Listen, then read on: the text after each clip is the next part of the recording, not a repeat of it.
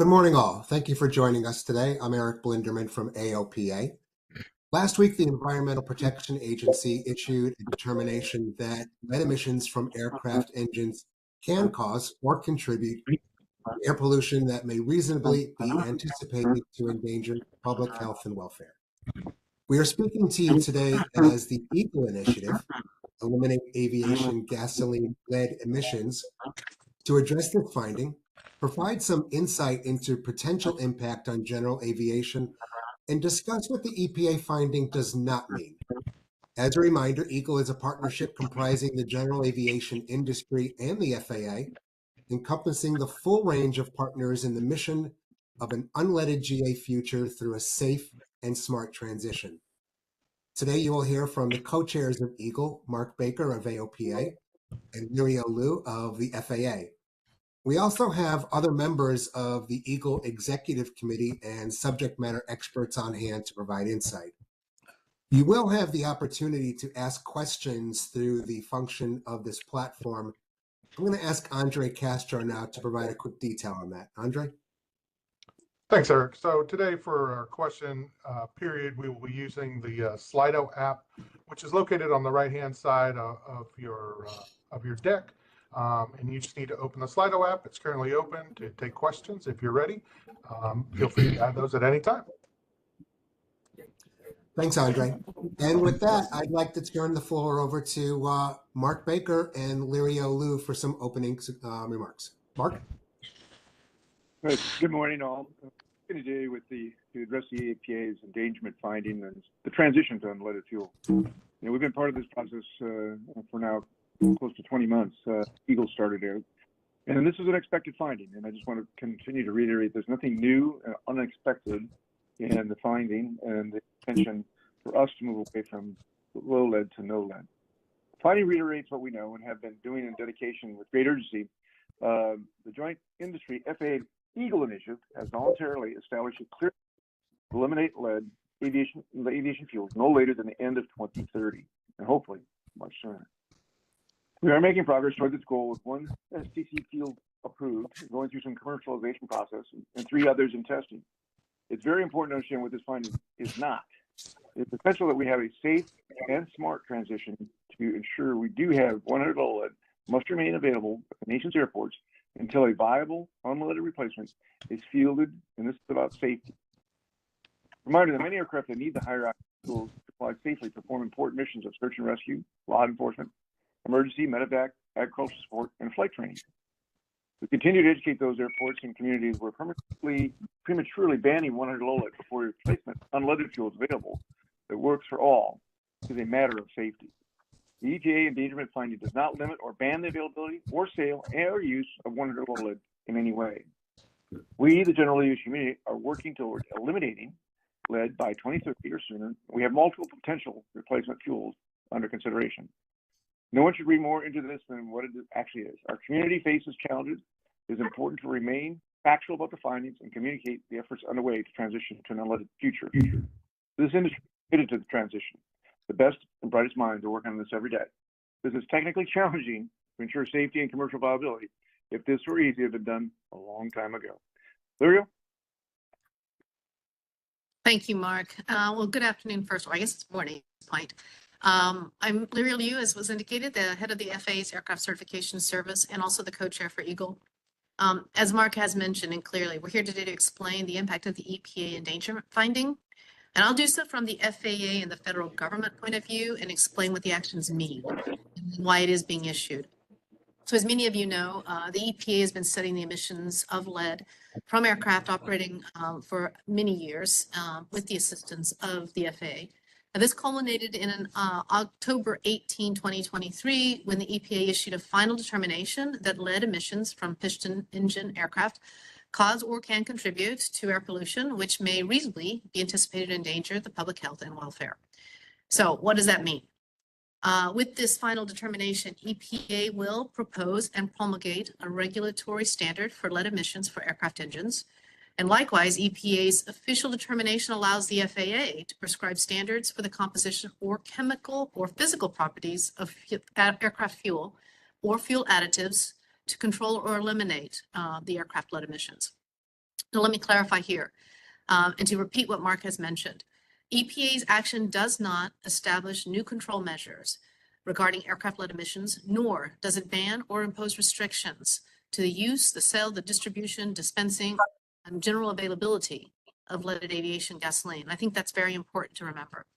Rather, the EPA's final endangerment finding initiates the FAA and EPA to move forward with our authorities that we have to address leaded emissions from piston aircraft engines via our standard rulemaking process. This will be a multi-year effort.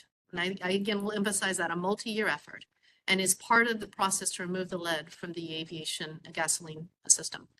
Now, accordingly, the FAA is initiating rulemaking to remove lead gasoline from the nation's aviation system as part of our safe transition. Now, this rulemaking action that will start will go through our standard process, and the proposed rules will be subject to public comment as they always are. So there'll be an opportunity for comment. There'll be an opportunity to see the proposal. It will be through the regular normal process, and you'll be able to be following that through the websites that talk through the regulatory programs of the FAA. Now, let me also reassure the stakeholders that the FAA's rulemaking action will not be instantaneously removal of the leaded gasoline. Again, as I said, rulemaking takes quite a long period of time. And in developing those proposed rules, we acknowledge that we'll need to account for the scope of the transition, which includes a number of aspects that I think are very important to note. There's over 220,000 aircraft that will need the FAA approval or authorization to modify their limitations, which includes the decal placards, to be able to use an unleaded fuel. The fuel supply chain and airports will need to change and adopt for different fuels. There are trade-offs in performance, chemistry, cost, and compatibility among the various candidate fuels. And so we're working through EAGLE to obtain additional information on those alternatives in order to inform the actions and the market decisions that will be needed to be taken in the facilitation of this transition. Again, I think we've said it, Mark said it, I said it a few times, there's a transition period right now to go on. Now, while the rulemaking is underway, we encourage the early adoption of unleaded fuels to gain operational experience and reduce the risk of reduce the risk in this transition. And in the interim, it is important that 100 low lead continue to be available for the safe operation across the breadth of the aviation community that requires this fuel until a replacement is available. Thank you, Lario. Can you give us an update, status of where we are with unleaded fuels in the process? Sure, I can do that. I can give you the update. We have a number of candidate fuels, so I'll start with there. As you're aware, we've talked in a number of different venues. There are two pathways available to obtain an FAA safety approval for the use of a new fuel. There's the fleet authorization process and a traditional certification process, which is called a supplemental type certificate.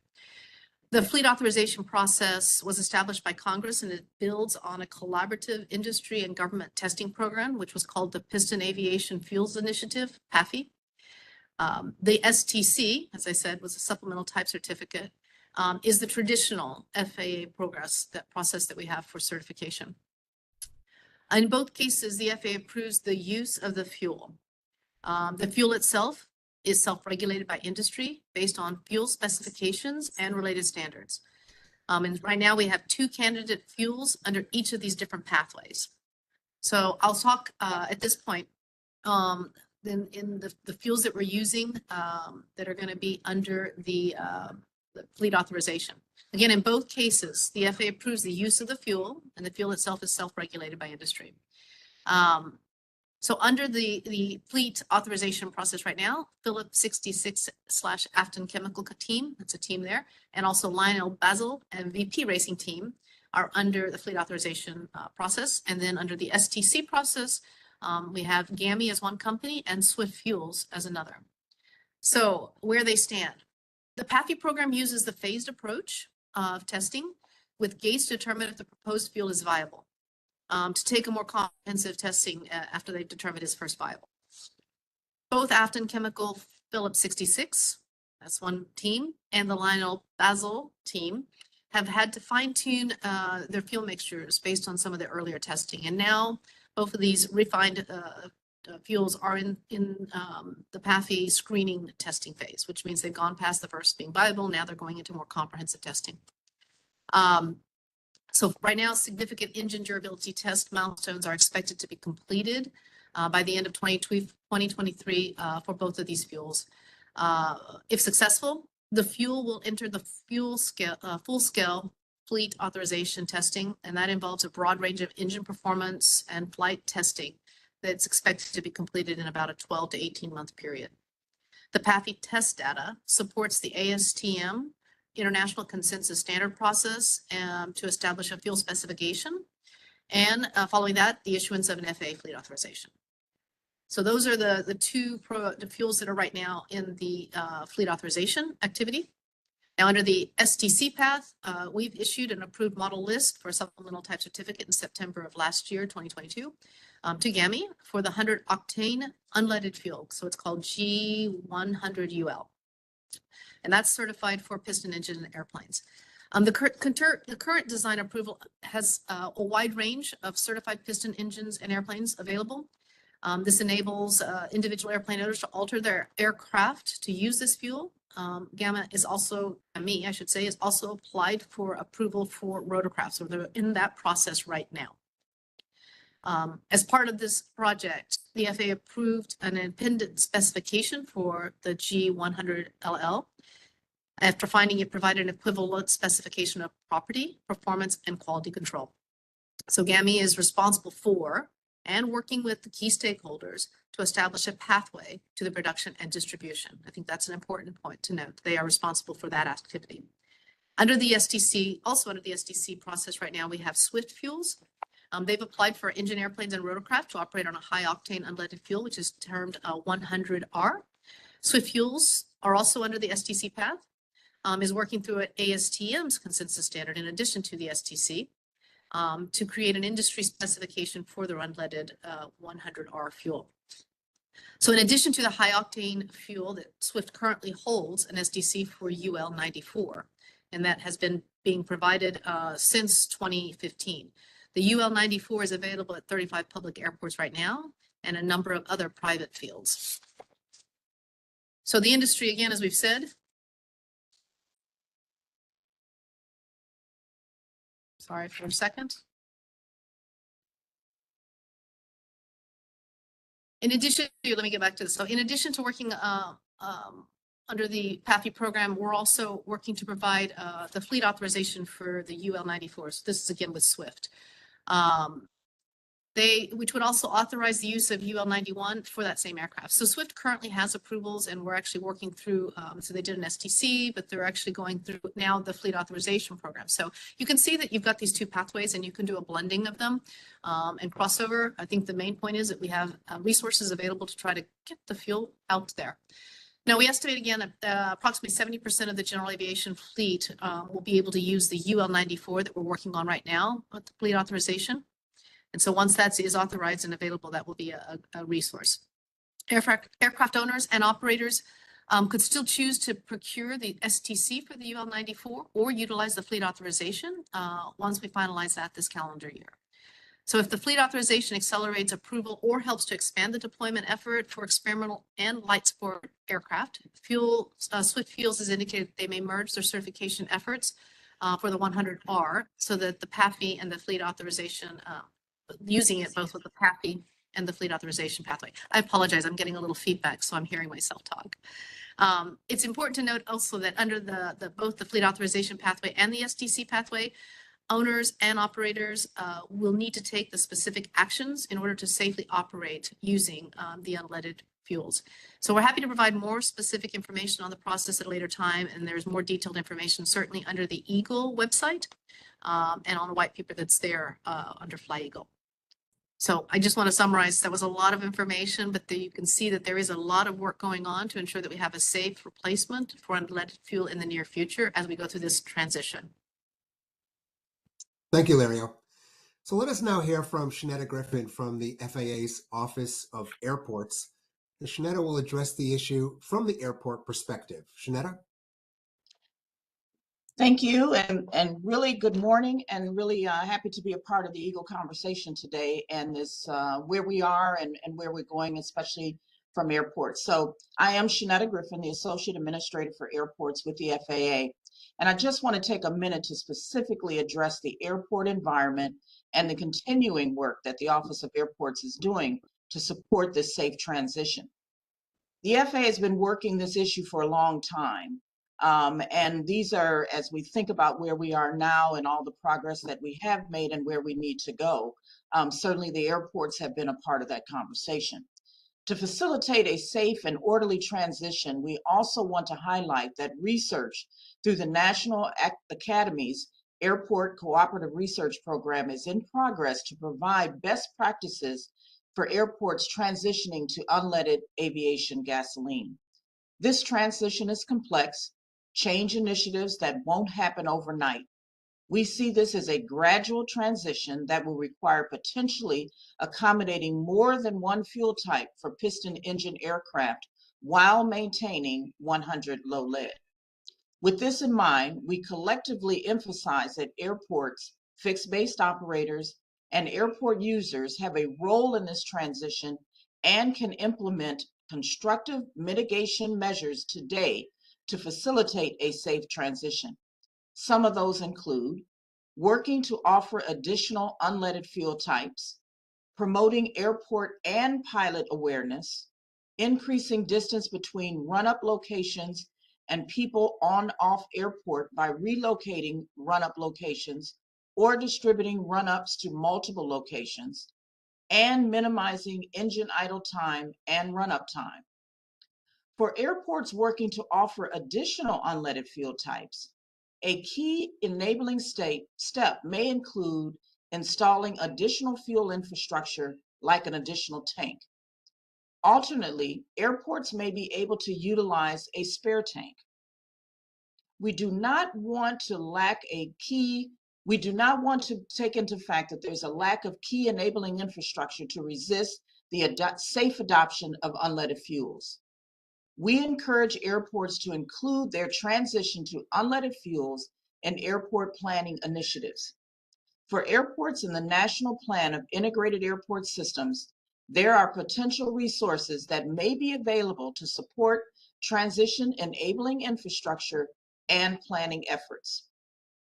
Under the Bipartisan Infrastructure Law or Bill, or the Airport Infrastructure Grant Program, allocated funds can be used on sponsor-owned, revenue-producing aeronautical support facilities such as fuel farm. We have a lot of information on our website under our bill FAQs for additional information there.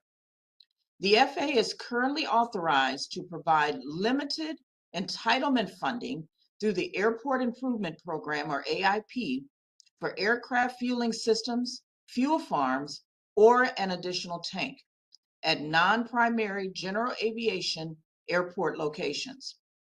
Also, on our website, you can see our Airport Improvement Program Handbook for additional information for that funding as well. Finally, we want to continue to emphasize to our airports, as L'Oreal has mentioned, this endangerment finding is the start of a process. Policies, regulation standards, adequate supply, and ample infrastructure will be essential. We will continue to work with our airports and across the FAA, EPA, and the industry to ensure all elements needed for a gradual, safe transition are in place. I want to again repeat, and I know you all have heard this now twice, but I want to repeat what both L'Oreal and Mark stated. EPA's action does not establish new control measures regarding aircraft lead emissions, nor does it ban or impose restrictions on the use, sale, distribution, dispensing, and general availability of leaded aviation gas. So thank you, and I'll turn that back over to you, Mark. Thank you, Shanetta. I'd like to now call on Kurt Castagna, who is President and CEO of the National Air Transportation Association. And Kurt, can you provide us the business perspective from general aviation service companies?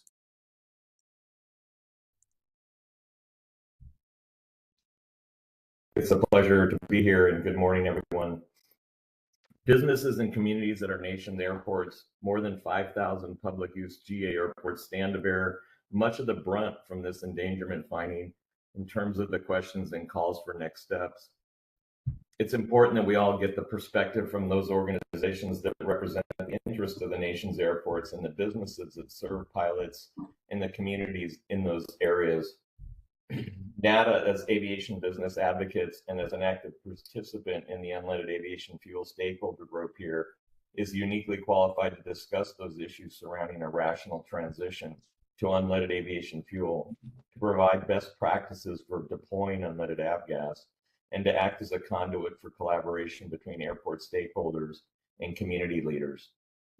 NATA represents over 3,700 member locations, and it advocates on behalf of a broad array of aeronautical service providers requisite for a vibrant general aviation sector, including fuel producers, refiners, fuel distributors, fixed-based operators, and roughly 220 general aviation airports. NATA and other national aviation associations are actively working together with congressional leaders on both sides of the aisle and in both chambers to ensure the final FAA reauthorization bill will support a safe transition to unleaded alternatives for 100 low lead today as swiftly and as efficiently as possible. This will require language in reauthorization that, one, supports the development, testing, approval, and vetting of candidate fuels. Two, it protects the safe access to 100 low lead during that process. And three, supports airports to transition to an unleaded alternative as quickly and as safely as possible. Continued support is needed to push all four candidate fuels through the entire process to ensure a commercially viable replacement for 100 low lead is available as quickly as possible. Airports and FBOs cannot transition to a new unleaded fuel without an established refiner and distribution supply chain, where those entities have established standards themselves that govern all transportation fuels in America. Refiners and distributors have years of experience with the safe handling and delivering of aviation gasoline and the specific requirements for standards and quality control. The refiners and distributors standards should now align with the introduction of any new unleaded fuel to the marketplace. And a candidate fuel must not pose environmental risk equal to or greater than those to the leaded fuel it replaces. Local airports and communities transitioning to a fuel prematurely could ultimately delay commercialization of a viable replacement fuel by diverting resources to a fuel before it is proven safe, compatible with the supply chain, and environmentally sound. As we collectively move toward a scalable solution, NATA and its members are demonstrating leadership in keeping safety first focus on infrastructure support, as well as on the development of resources and training for airports, FBOs, and other refueling operators. For example, NATA has recently released the Unleaded Avgas Conversion Considerations for Aviation Fuel Providers white paper to educate fuel service providers on best practices for the safe and effective deployment of unleaded avgas, and we will continue to assist the industry through every phase of this process. NATA, FBOs, fuel suppliers and producers, maintenance, repair, overhaul facilities, and other aviation industry stakeholders are dedicated to working with the FAA and the EPA to secure the necessary regulatory approvals for a fleet authorization, lead-free alternative avgas to replace 100 low lead that is compatible with the existing infrastructure while maintaining 100 low lead availability across the country during the transition. We're pleased to be part of this process and thank the group here and their collaborative support. I'll turn it back over to Mark and Larry. Thank you, Kurt. So Lario and Mark, can you give us a sense of next steps in this safe and smart transition? Certainly, I think I'll start. First off, I think we've heard it multiple times here, but the EPA and the FAA have already begun to work to consider the regulatory options to address the lead emissions from aircraft engines, and we'll announce timelines as soon as possible.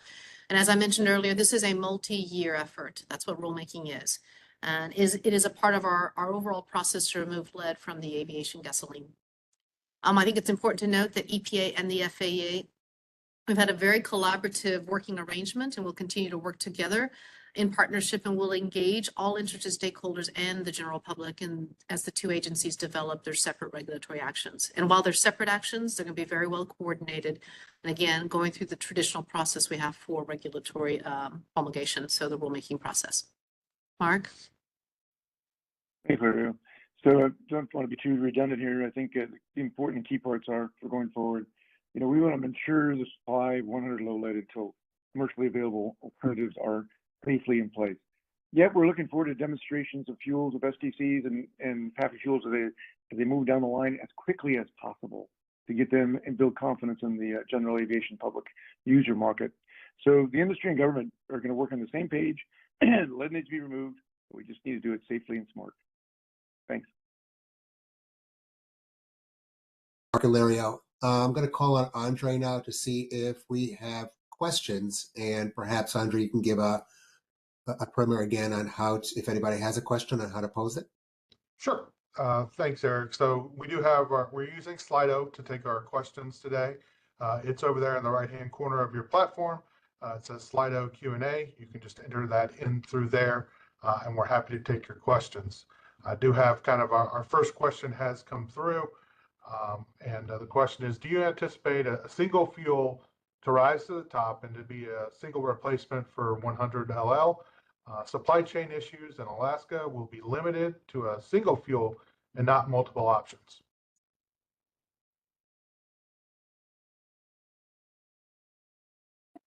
I'll just speak first off to the approval. We're going and pursuing multiple options because I think that is what has been presented to us. I think it will be industry demand and the industry market that will determine the number of fuels that will be available in the end.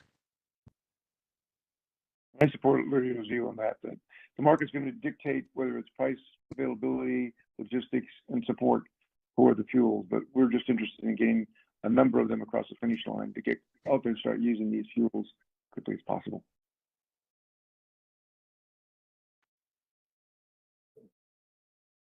Gary, you have a question?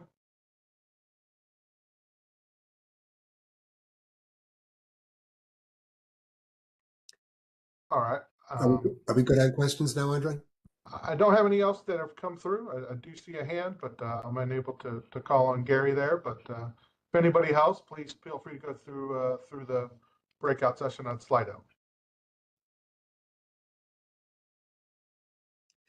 So meanwhile, why don't we turn to Mark and Lirio for some closing words? So I'll start, Lirio, and you can finish. But as part of our plan from day one was rotating leadership. I'm pleased to announce that my colleague Kurt Castanga, President and CEO of the National Air Transportation Association, will become the industry co-chair of EAGLE effectively immediately. It's been my honor to serve as a co-chair for the last year and a half or more. But I'm going to turn it over to Kurt, and it's in good hands. One of the things that we both work very closely on is these 5,000 public airports, and we both know we've got some hot spots that we're going to work together on to make sure we can communicate our intention to move away from low lead to no lead to save our current ecosystem of all support of all low lead fuel. So Kurt, go for it.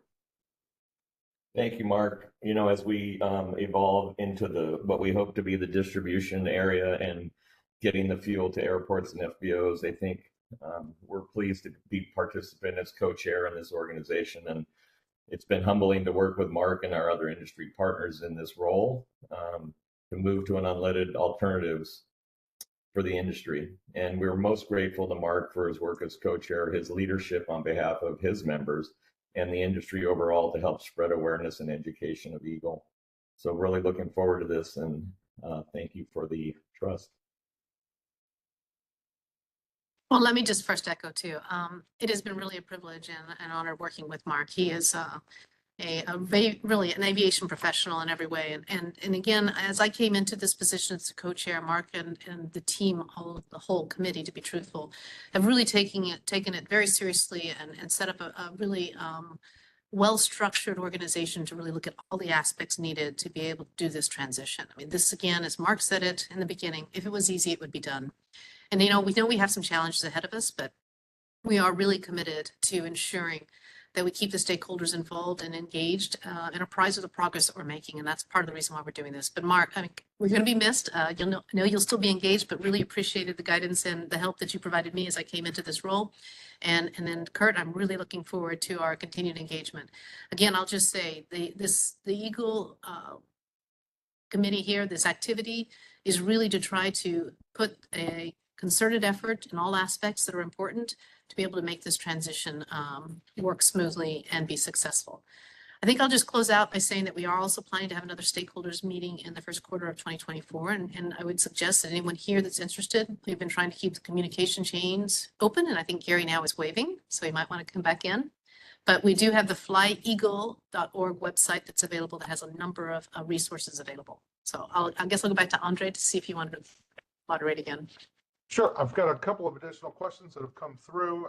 And additionally, if we didn't get to your question, we will get back to you personally. The next question I have is there are people that will use the EPA to report or to fast forward the closing of airports or to stop the sale of 100 low lead. What is the FAA planning to do to keep these airports open and to keep 100 low lead flowing? Thank you for that question. So we're certainly working with our airports to try and get out the word that this is not, the EPA Endangerment Finder does not allow an airport to close. It does not allow an airport to stop completely the ban of leaded fuel. There are grant assurances, especially for those airports that are under our grant program and are obligated airports, that they do need to follow in regards to that. And if that is the case, if we have to come in and do investigation, that's certainly what we would do. But we certainly want to continue to emphasize that this does not give openness to close an airport, nor does it give openness to ban leaded fuel until we have a viable option, we have enough supply, we have the proper infrastructure. So again, want to emphasize that it's regarding safe, gradual transition to unleaded fuel. Thank you. Next question I had is, EGLE's white paper says that the transition is committed to happening no later than the end of 2030. Is that a mandated requirement from the EPA's finding, or is that just kind of an unofficial goal? That's an unofficial goal from a regulatory perspective. As I think Lirio pointed out, they're going to be working with both agencies with a timeline and sufficient safety factors built into that. But it is certainly the industry's commitment to move as fast as possible and with the intention of no later than 2030. And my final question for today that we'll wrap up is, what are the implications of the EPA endangerment finding to general aviation in real time?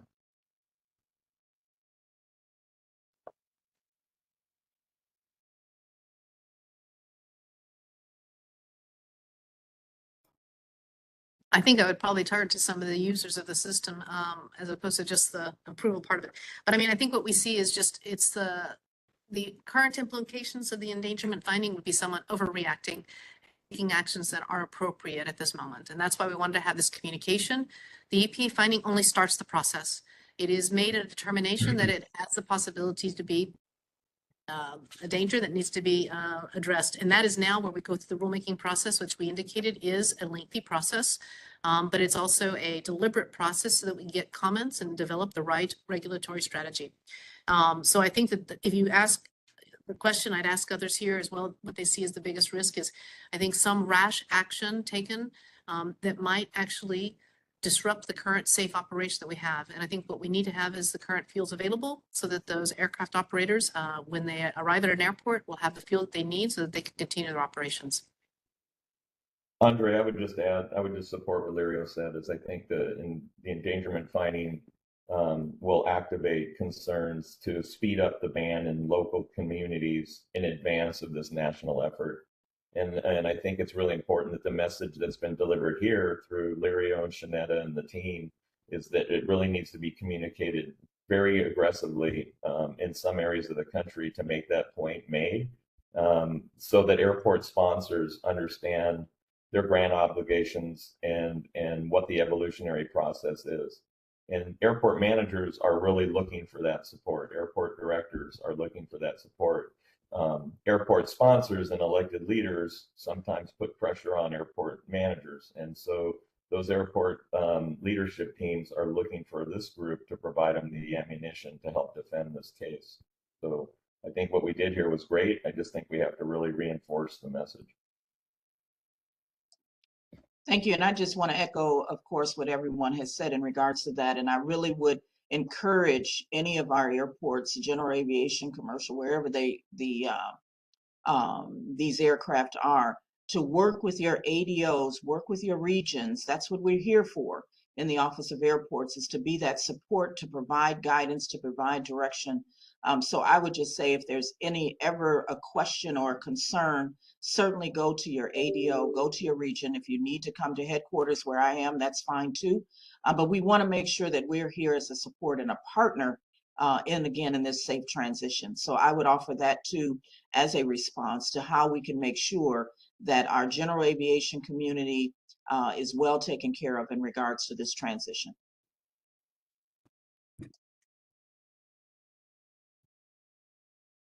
Well, that's all I have. Eric, if you want to close this Right. out. Thank you, Andre. So thanks everybody again for attending today's session. As stated, and as Lario and Mark talked about, we're going to maintain our transparency with stakeholders during this safe and smart transition. We invite you to visit flyEAGLE.org for information related to Eagle and the transition. And with that, this concludes today's webinar. Thank you.